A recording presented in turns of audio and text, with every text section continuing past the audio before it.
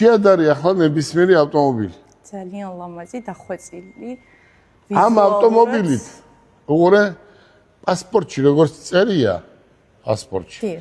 აი ესე მე დავждები თბილისში ჩავალ ჩემ ცენტრამდე და ამ ცენტრადაც ჩამოვალ. კი ბატონო.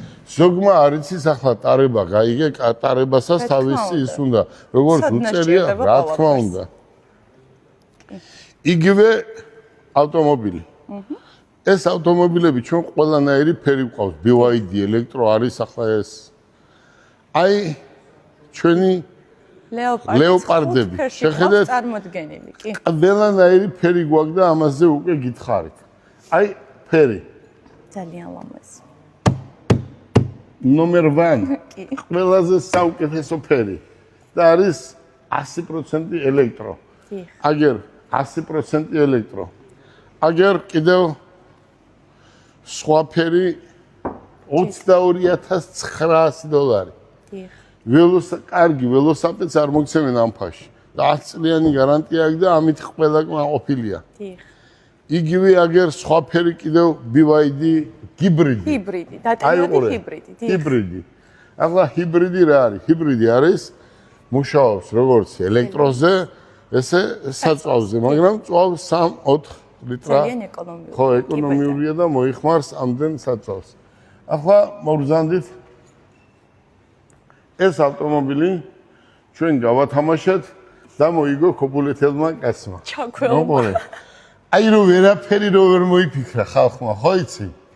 ჩაწყობილი იყო, არ იყო, ღმერთმა დამიფაროს. ვათამაშებდე და ჩაწყობილი იყოს. ღმერთმა დარწმუნდა ამაში. ღმერთმა დამიფაროს, კაც ვაჩუქო და მერე უკან მოვთხოვო, ღმერთმა დამიფაროს.